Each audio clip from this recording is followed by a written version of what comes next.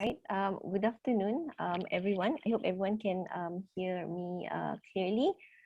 Thank you so much, Dr. Imtiaz, and I think Dr. Shaiban for extending the invitation to me. It's good to be back, and it's good to see everyone virtually, of course. My presentation topic today is exploring the interdependence, contagion, and portfolio dynamics of the cryptocurrency market. I've already presented the first part of the study during the previous brown bag lunch session sometime around last year. So this is basically objective number 2 and yep. Okay, so just a quick introduction. The research background is obviously related to the cryptocurrency market. We have seen quite rapid growth in the cryptocurrency market.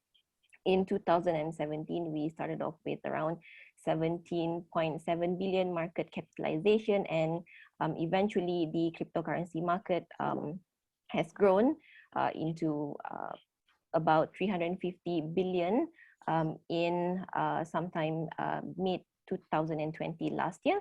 And we can also observe Bitcoin's dominant market share declines from 90% in January 2016 to 58% in September 2020. All right, so this is a brief overview of the cryptocurrency universe. So we have Bitcoin as the main cryptocurrency with the largest market capitalization, and we have other fork, what we call fork of Bitcoin, Bitcoin Cash, Litecoin, Dash. So we have Ethereum, Ripple, Stellar, and Tether, and all other cryptocurrency under this universe. Right, so at the first stage of the research, basically we compile all the major cryptocurrency technical specifications as well as their functions, and we compile them from the white paper and see the main differences between these 5 major cryptocurrencies in our sample. So Bitcoin, Litecoin, Ethereum, Ripple, and Stellar. So as you can see, the launch date here differ. So we started off with Bitcoin in 2008, up until I think the slightly later cryptocurrency in our sample, Ethereum, launched in 2015. So for example here, Litecoin is a fork of Bitcoin, Stellar is a fork of Ripple. So meaning they share almost the same technical characteristics. It's just that there might be some improvement in the specification. So yeah, you can also see the transaction per second, the distribution or the network type, who are their main generic or the user type of the main market, what are the functions of the token. So for example, Bitcoin are mainly created for transaction, and other cryptocurrencies such as Ripple and Stellar, usually the main function focus on bank settlement for cross-border transaction, which is related to payment network. Right, so a quick overview of the literature that inform our study. Many investors have been viewing cryptocurrency as investable asset class. There are also line of studies focusing on diversification and safe haven benefits of cryptocurrency. Past studies have found that Bitcoin is rather uncorrelated with traditional financial assets. Bitcoin might be employed for hedging against other asset classes, and there might be potential existence of pricing bubble in the cryptocurrency market. Right, so there are also some evidence of interconnectedness among the cryptocurrency, but as of the latest literature, cryptocurrency market is rather isolated from the rest of the financial market. Right, so this is the literature matrix, the summary of the latest relevant literature in the past, I would say 2 to 3 years also. So many studies have gone into this route whereby we look into the interdependence, the correlations, the diversification benefit using different variables.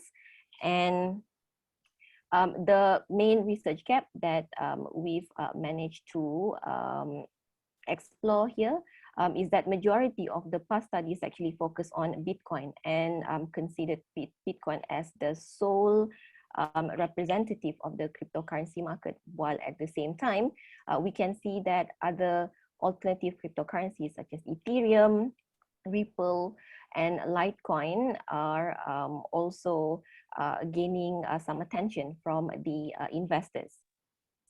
Right, so with the cryptocurrency market, existing literature actually suggests that cryptocurrencies are highly connected to each other. However, their linkages to the mainstream assets or as well as commodity market remains inconclusive. So another main research gap here, since the inception of Bitcoin in 2009, 2008, the cryptocurrency market has not been tested under extreme, acute or bear market conditions, and hence the widespread bear market performance in the first and second quarter of 2020 following the COVID-19 pandemic worldwide has provided, I would say, an important avenue for us to explore the interdependence between the cryptocurrency market and the rest of the world. So we can see that during this period of time, the WTI and Brent prices slumped to one of the lowest levels. And we can also observe the same downward trend on the 10-year treasury yield, stock market indices from developed financial markets such as S&P 500 and FTSE 100, United Kingdom. Right, so our main research objective, we are going to focus on the second one in today's presentation, which is to investigate the extent to which the differences in the technical specifications and functions of these cryptocurrencies might impact their interactions, interlinkages with other mainstream financial assets and commodities such as gold, oil, bond, equity market indices, and so on. Right, so the theoretical framework here, we take three main themes, I would say: interdependence, contagion, and diversification. So we define contagion as adapted from Forbes and Rigaban 2002, which defined contagion as increased correlation between markets after some crisis. So if there is an increase of contagion or increase of co-movement after some crisis point, we have contagion. So in this study, contagion is defined as a change in short time scale co-movement, while long time scale co-movement remain the same. So we also use the approach of Lua and Nunes, Vacha and Barunik, so some other studies to analyze the co-movements using Wavelet framework. So using Wavelet as a tool, linkages between markets can be studied at different time scale here. Right, so we also define hedge, diversification, and safe haven. So here we adopt the definition of hedge, diversification, and safe haven from Barr and Lucy 2010, since this have become the standard in the literature. So hedge is defined as an asset that is uncorrelated or negatively correlated with another asset. Diversifier is defined as an asset that is positively but not perfectly correlated. And the last definition here is safe haven. So safe haven is defined as an asset that is uncorrelated or negatively correlated with another asset in times of market stress or turmoil. Right, so yeah, we also draw upon the work of modern portfolio theory, Markowitz 1952. So a higher correlation between asset returns can therefore diminish the advantage of diversified investment portfolio. Right, so the main methodology is using Wavelet framework. So Wavelet comes from the word little wave. It's a filtering and visualization technique which provides I would say, a useful alternative to time series and frequency domain analysis, because it transforms the raw data into different frequency components with resolution matched to its financial scale. So for the benefit of the wider audience, we won't go through in detail in terms of this methodology, but I will just give you a brief, hang on a moment, a brief screenshot or overview of the wavelet framework that we employ in this study. So we utilize quite a number of wavelet techniques. So the first one is the continuous wavelet transform. So we examine the level of power for each individual series to identify in investment horizon to investigate. Then we move on to the so-called bivariate analysis between the two time series, which means between one cryptocurrency and another financial assets or commodity. So in this analysis, we utilize two different wavelet techniques. The first one is wavelet coherence. We examine the level of co-movement between the two time series, and the second technique is called windowed scaleogram difference. This is quite a novel technique by Bolos al. 2017, which examined the level of similarity between the two time series. So as you can see in this diagram here, using these two different techniques, but they complement each other, I would say, we will be able to interpret the dynamic interactions within the identified investment horizons.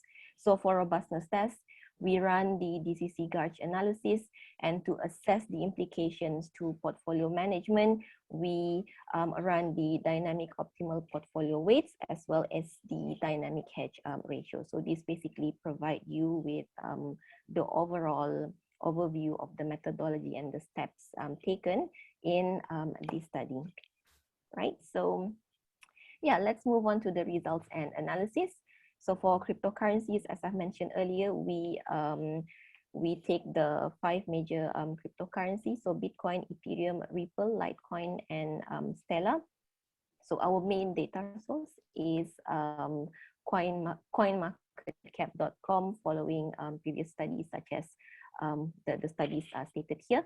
Commodities, so we've made, I would say, a small changes from the previous pre-submission seminar. I think some of you might have seen this presentation before during the final review seminar. So based on the panel's recommendation, we've changed the spot gold and oil prices using gold futures and Brent crude oil futures price. And we also take China coal price index as part of the commodity sample in this study.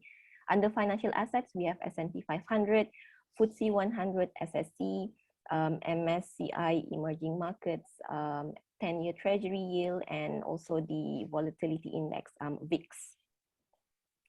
Right, so the data covers the period from 15 August 2015 to 30th June 2020, to allow us to take into account the effect of the bear market following the COVID-19 pandemic. So basically, we did not take into consideration what recently happened in the cryptocurrency market. So I think as of today, the price of Bitcoin has reached 49,000. So we don't include that because the data is until 30th June 2020 only. Right, so this is how we calculate the returns, calculated as the daily log changes. This is the descriptive statistics. We can see here in terms of the volatility of returns presented by the standard deviation, highest for Stellar and lowest for Bitcoin. Mean return is the highest for Ethereum and lowest for Litecoin.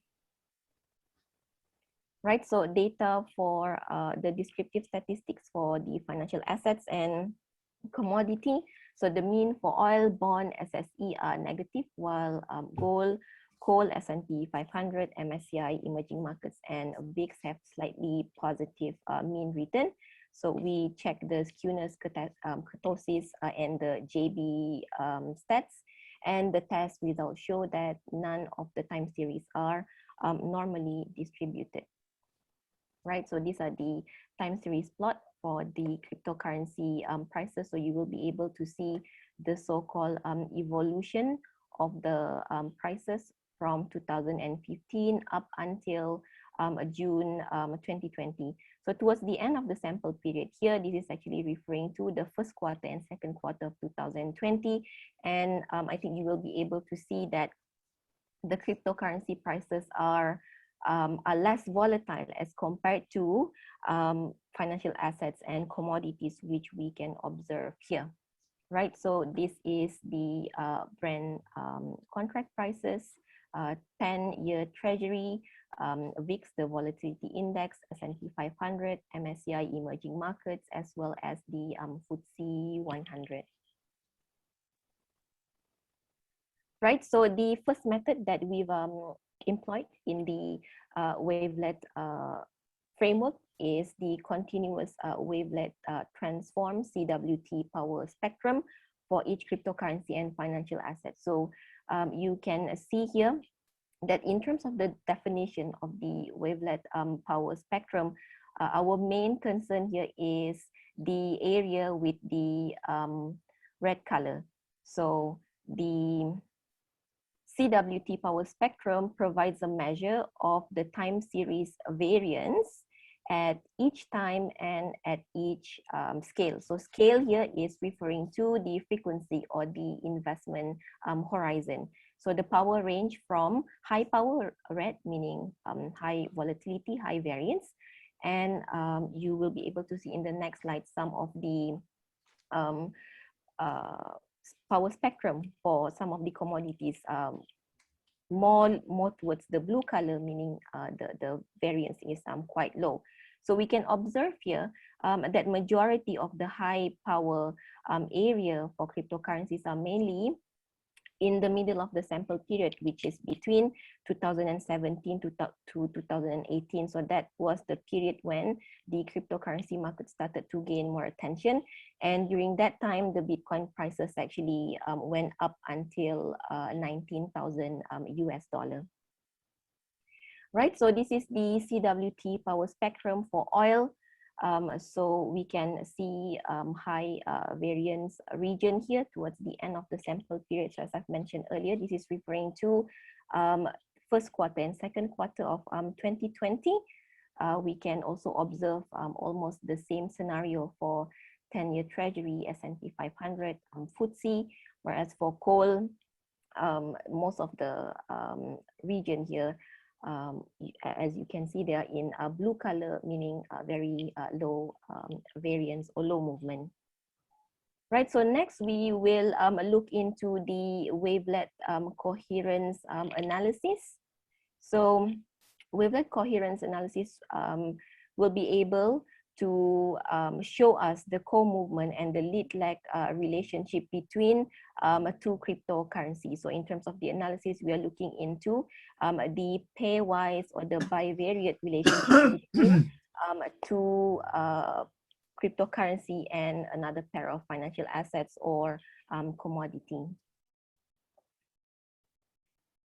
Right, so we can observe few interesting results here.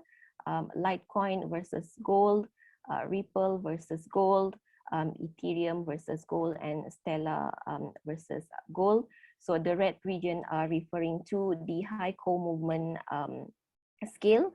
And for Litecoin, Ripple, Ethereum, and Stellar, their relationship or their interdependence between the cryptocurrency and gold are pretty much low, noted by mostly majority of the region, as you can see, represented by the blue color. Right, so with the exception of Bitcoin, all other four cryptocurrencies, meaning Ethereum, Litecoin, Ripple, and Stellar, most of the frequency plane is dominated by cold color, blue.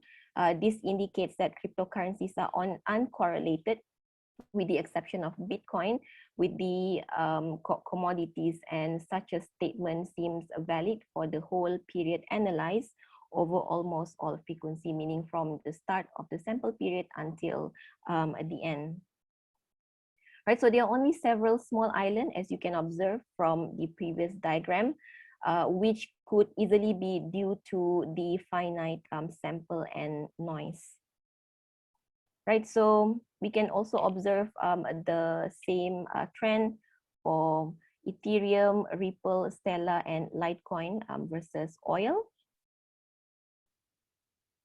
And also same results for Ethereum versus coal, Ripple versus coal, and Litecoin versus coal.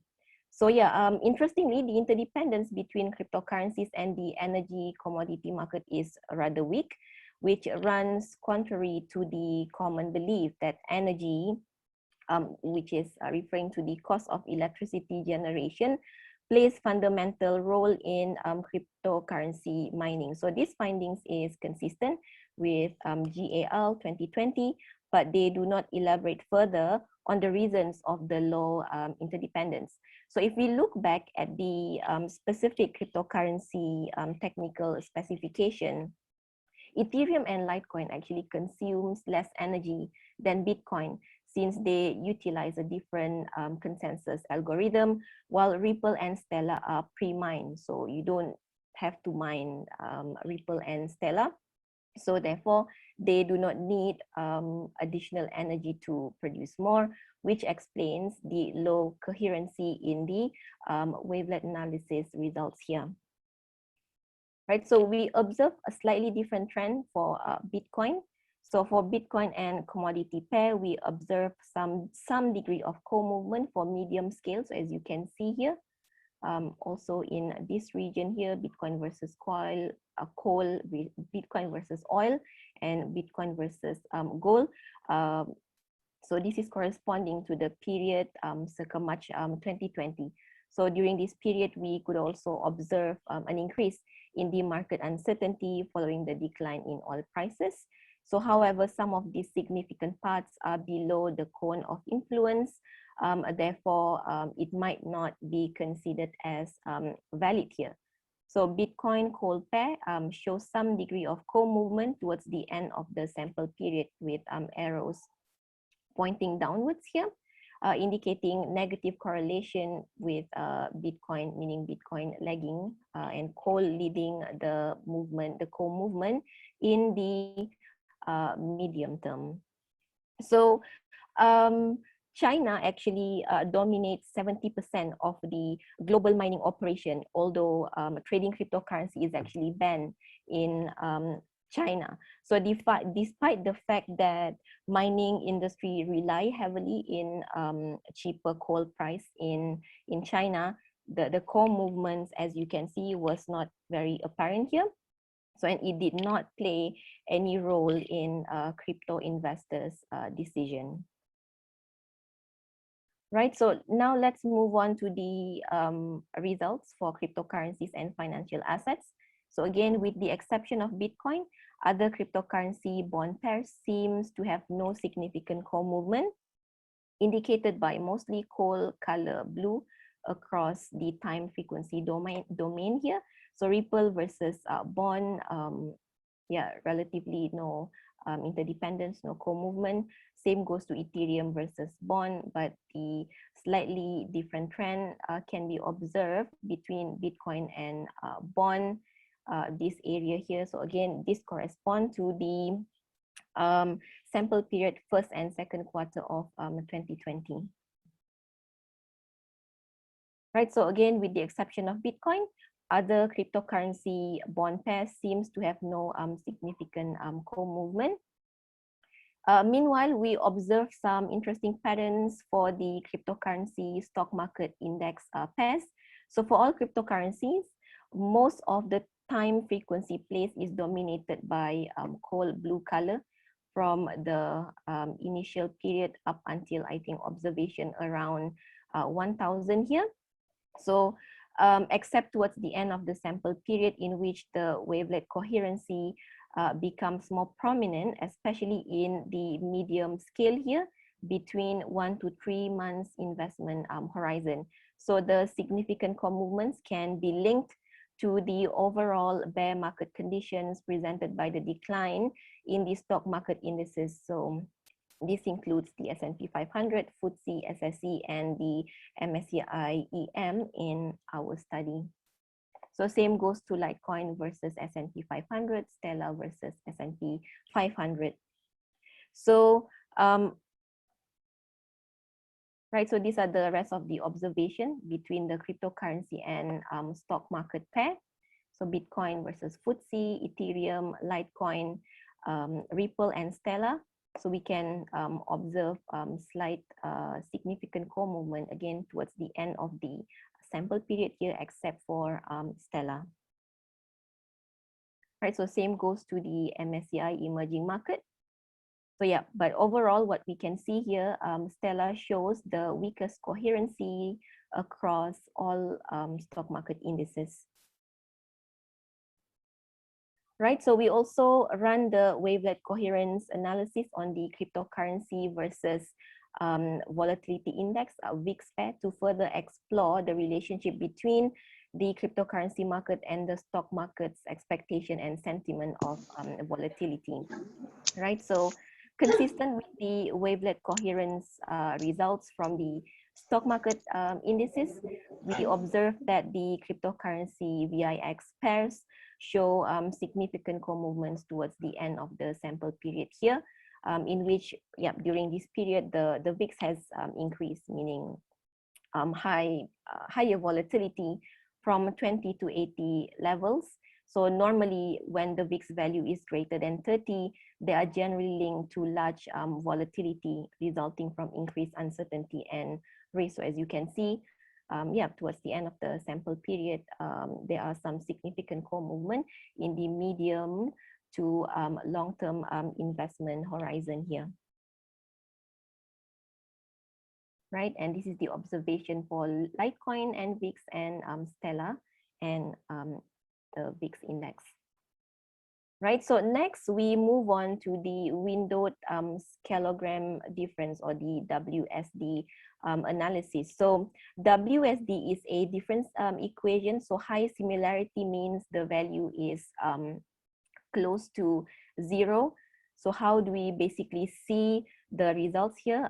In the left-hand side, we have the result from Wavelet Coherence between Bitcoin and oil.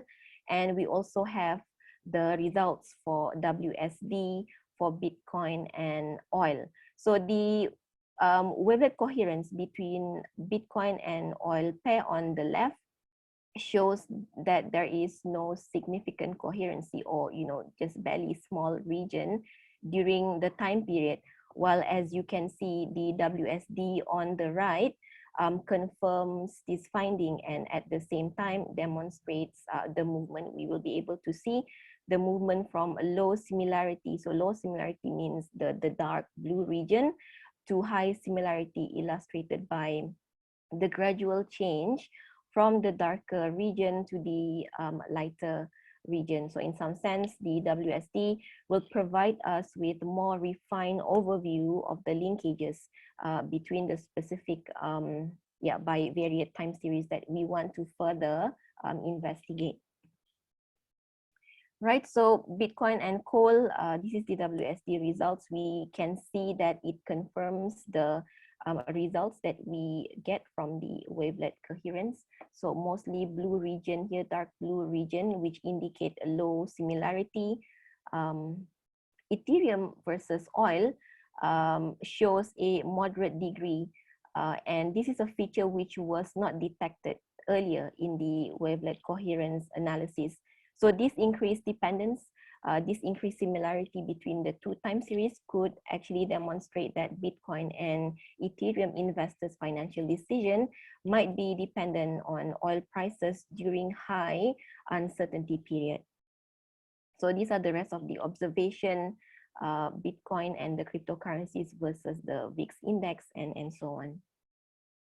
Right, so let's move on to the robustness analysis. So usually in the literature, GARCH DCC is used as a complementary analysis, as a supplement analysis, and robustness analysis for the wavelet results. So when we look into the Bitcoin versus commodities, we can see that again in the first quarter of 2020, there has been an increase in the correlation between Bitcoin and gold and Bitcoin and oil here. So same goes to the dynamic conditional correlation for Bitcoin and other financial assets.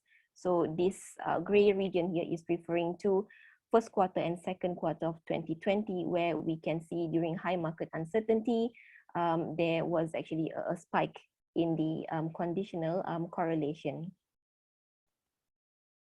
Right, so next we quickly run the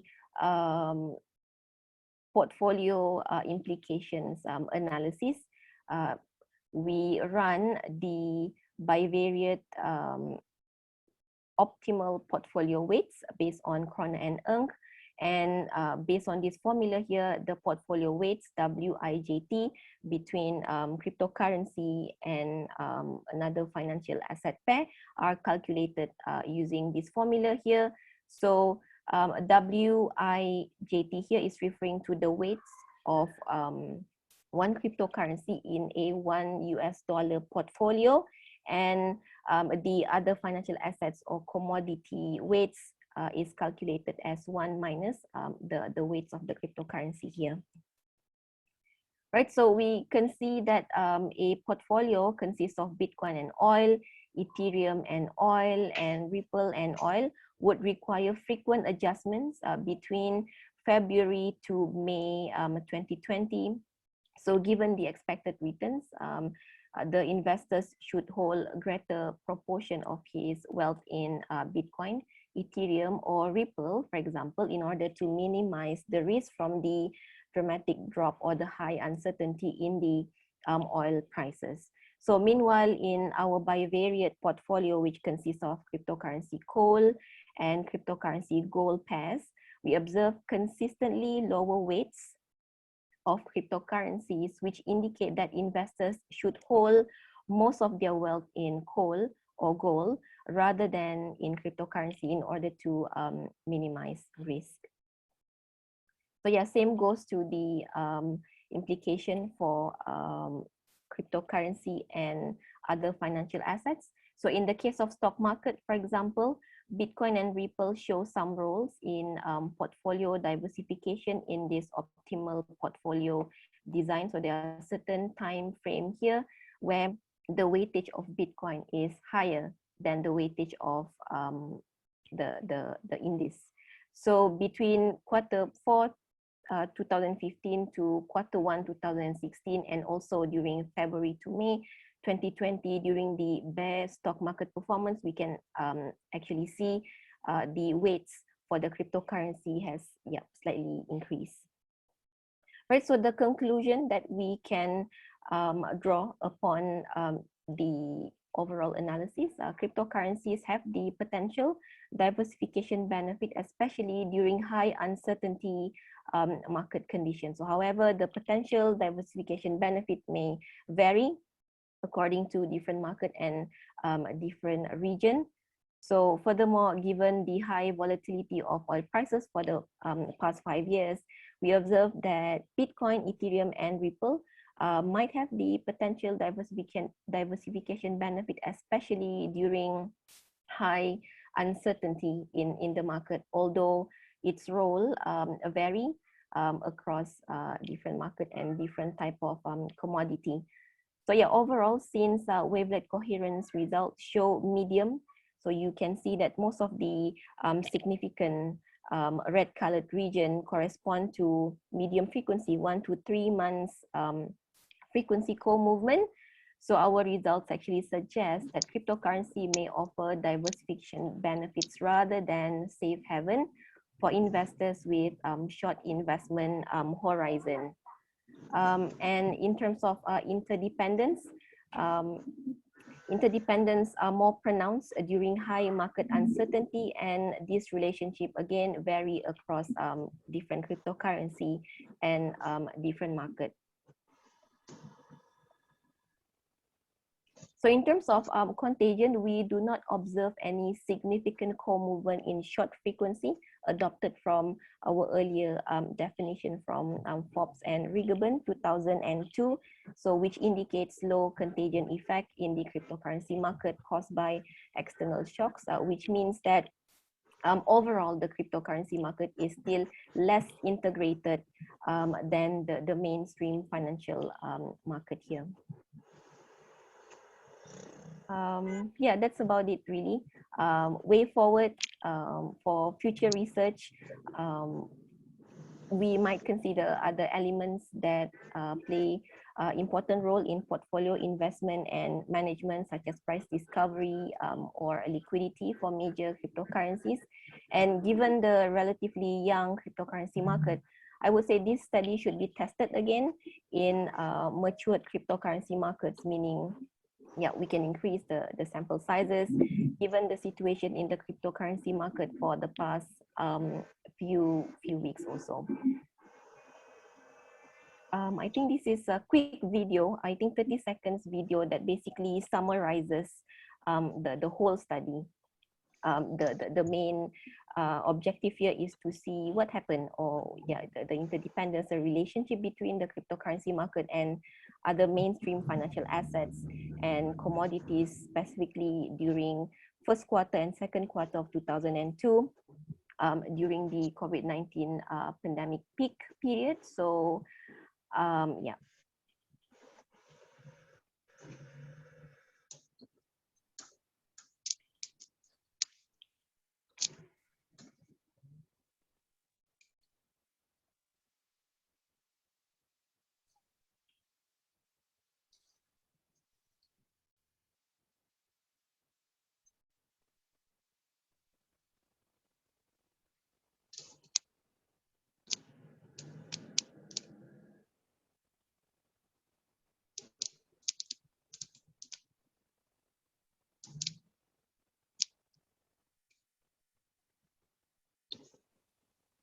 Right, so yeah, that's about it for my presentation. Thank you so much for your attention.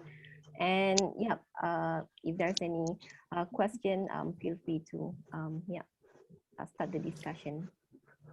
Okay, thank you so much, Siti Hawabinti Yusuf, for your enlightening presentation. I would like to open up the floor for anyone who wants to ask any question or provide any feedback or discuss the matter in general. Yeah, Siti? Yes. Siti, just some clarification. Siti, you were using Wavelet, Wavelet, Yes. you're using more of that. What about detrended fluctuation? Because I saw most of the papers, they also use is detrended fluctuation analysis. Mm-hmm. What's your view on this? I mean, because I see that many papers have used that. So you're using something very unique, Wavelet. Is there any reason for that?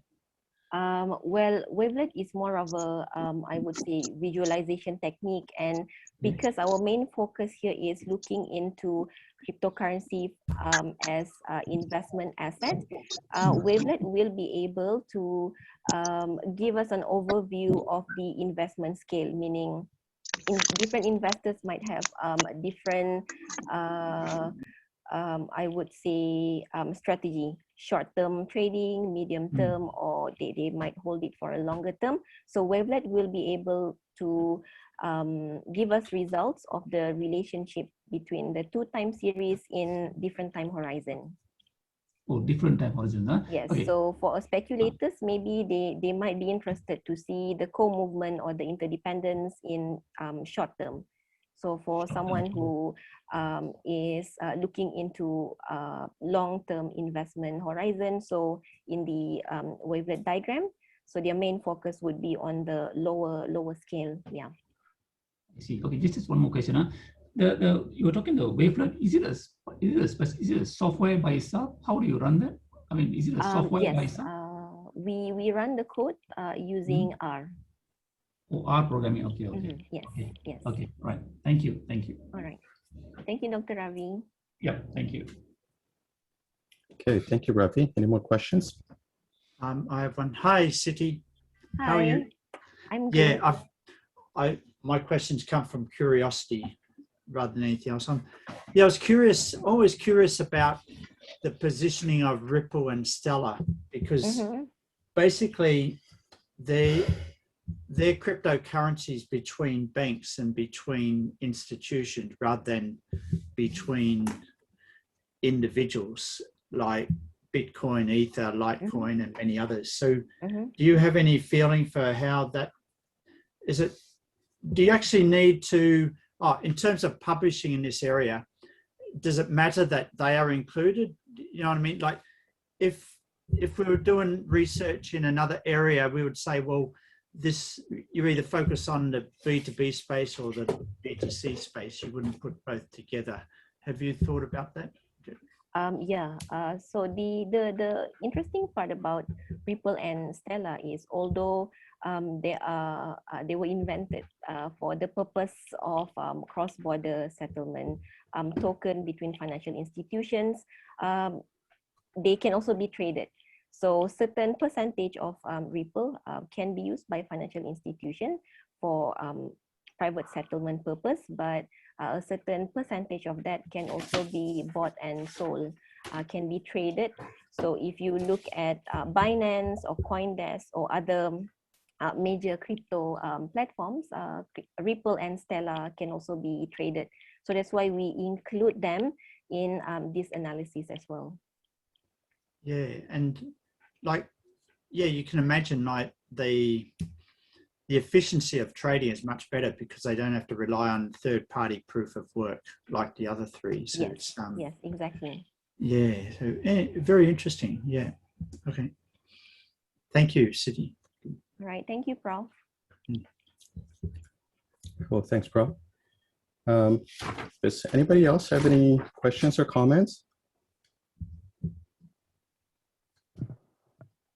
Hi, Citi. Jesse here. Just a quick questions in terms of the implications of your findings towards retail investors. How much of the conclusions will actually be applicable for them? Because I think you are doing diversification, but it's more like on the bigger asset types. So what is, for me, for example, for me, how can I do diversification with crypto? That's something that you probably want to look at. Okay, yeah, all right, yeah. Yeah, thanks, Jesse. So I have a few comments, and perhaps they can be questions. I'm going to calibrate my comments based on a question. My question is, have you already submitted this to a journal? No, we are in the process of okay. submission. All right. Yeah. So still at draft stage anyway. So yeah. Okay. First of all, one of the strengths of this paper is the dynamic portfolio weights, which you have used. It's pretty good. Not many people have done that, and that provides a ready-made, easily usable insights which the industry people can use. I also feel I'm happy to see the WSD in practice. Not many people use that, so kudos to you for using that. But at the same time, I can't help but feel that the windowed scale scaleogram, window difference scaleogram has been underused. And you mentioned in one instance where the commonalities between the two series were not picked up by coherence. I think one fundamental reason this hasn't been picked up is in your paper, you spend a lot of time on the univariate testing, which is okay. I mean, for a PhD thesis, which is okay. But you will notice a lot of people first go to the cross-wavelet transform before getting into the coherence. And coherence should also be used with caution because it shows the simultaneous phase and simultaneous variability between the two transform series. By difference, the cross-wavelet transform will show you the common areas of more energy. So seeing that you haven't done the XWT or the CWT, sorry, I should say XWT because CWT is the continuous Wavelet transform. Yes. That might be a reason why it hasn't been picked up by Coherence. And also, I'm surprised that there's no talk about the arrows, especially the phase-antiphase relationship, which is one of the main reasons for using Coherence at all. It's like, you know, having a Lamborghini and driving only at 60K. Yeah, the So that lead-lag is also, relationship, right? yeah, lead-lag relationship, also the phase-antiphase, because the only way, because you don't use any negative values in the coherence spectrogram, so you have to infer the negative correlation by looking at the arrow directions. So I'm really surprised that that hasn't been used, and that is a little bit more perplexing considering how crowded this area of wavelet papers are. Extremely hard to publish in good places. So you have to look for novelties to provide more insight. Another thing, especially this is an issue related to the time sample that you have. You have until June 2020. I think you might get into some trouble with this time period, especially because of COVID. These days, people have trouble publishing anything if it doesn't account for COVID in some sort of a way.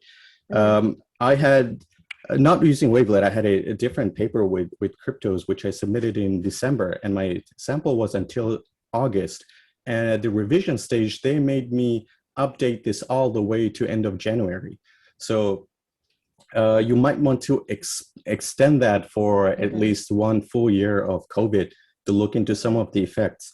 And particularly the reason for that is your sample covers the early stage of COVID when the markets underreacted and then overreacted, and then they just went crazy. Markets did not pay attention to COVID at all. So accounting for that would be a good thing to do, especially the main climb, the roller coaster ride in 2020-21 has not been captured. So that is of obvious interest to any outside observer, why that sample period is not used yet. But again, that's completely fine for the PhD, but to impress high quality editors who might want to keep that in mind. Another, this is a strong suggestion, that is, interpreting your plots are quite hard, because at the x-axis, you only have the index of the time series, but we cannot see the dates. So that makes interpretation very hard. And you mentioned about Vasha and Barunik and Bauer and Lucy, Prof. Brian Lucy's recent papers. You will notice that they always timestamp their x-axis. So you can, if you cannot, I'm assuming you're using the BioWavelet package. If you cannot modify the x-axis, you can use a third axis on the top and add extra ticks. So that is one way to do that. And I'm not entirely sold on that. I'm pretty incredulous of your conclusion about the electricity price, even though you cite G et al. I don't think you've used any series that proxies the cost of electricity. So connecting that to energy price and electricity price, I find that link tenuous. So again, I mean, if you can write in a convincing way, maybe someone else would be convinced. One more thing, any reason you choose the Brent benchmark? So yeah, based on the energy economics paper, the Brent is the mostly traded futures. So 2/3 of the oil futures trading consists of Brent instead of WTI. Okay. I hope you don't get an American reviewer in that case. One way I have tried to avoid this controversy is by using a Bloomberg or a GSCI index or crude oil subindex, so that entirely bypasses yours. Other than that, I mean, I have no problem. I agree that Brent is the most widely used. Yeah, that's pretty much it. Also, you might want to mention what mother wavelet function you used.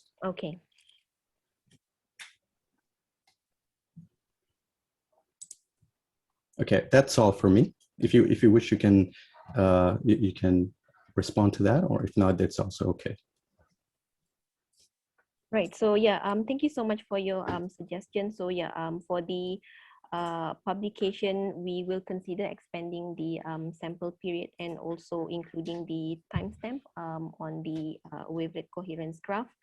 And yeah, for the mother wavelet, I'll include the so-called equation in the so-called journal publication. I don't think the equation is all that necessary, just as long as I'm assuming you're using HAR. You're using HAR? Really? Yeah. That's I haven't seen papers in finance using HAR. I usually use Morlet, but is the default Dobeshi's wavelet in R? I don't know.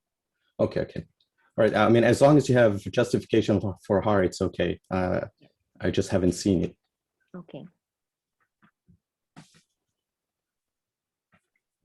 Okay. Anyone else want to ask any question or provide any suggestions?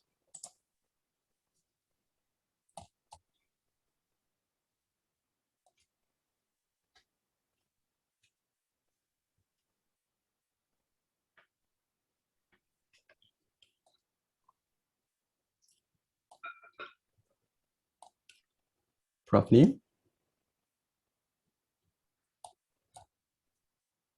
Okay, then if not, if everyone's okay, then we can end the session here. Thank you very much, Cwt Hawa, for an interesting presentation.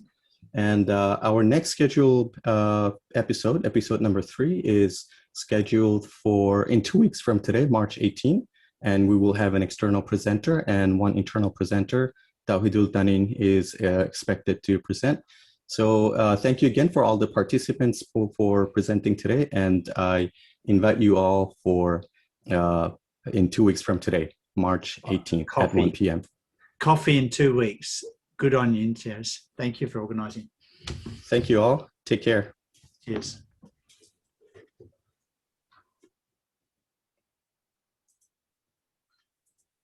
You had the 2 set up there, Imtiaz. You've got you've got your official Zoom for audio, and then you've just got a lazy camera on your smartphone. Is that right? Yeah, I use because I can summon the powers of HD with using the smartphone. Summon the powers of full HD. Full HD for your video, you mean? Yeah, but Zoom destroys it anyway. Oh, okay. So your smartphone's picking up your computer audio, right? No, this is ThronMax. Yeah, but that's plugged into your computer. Yeah, that's plugged into my laptop, yes. Right, and then your smartphone is just picking up your video. Yeah, smartphone is connected to a desktop. Yeah, that ThronMax. I got one of them, but stuck in Malaysia. I can't use it yet, so it's sort of fun. Yeah. Last question, Imtiaz. Thanks for organisers. Well done. So things are sort of calming down in Malaysia with the COVID and all that? Things are getting better for sure. Things are getting better. All right, good. Because I'm getting ready to come back, so it should be fun. Yeah. And vaccines are will be rolled out in the coming months, I guess. Yes, they have started the signing up process. Oh, that's good. That's good. Yeah, that will make a big difference. And yeah, any hot spots in Sunway? No hot spots in Sunway. The only hot spot. Anyway, this is getting recorded, so let me. Oh, you better stop the recording. First. Can you stop the recording?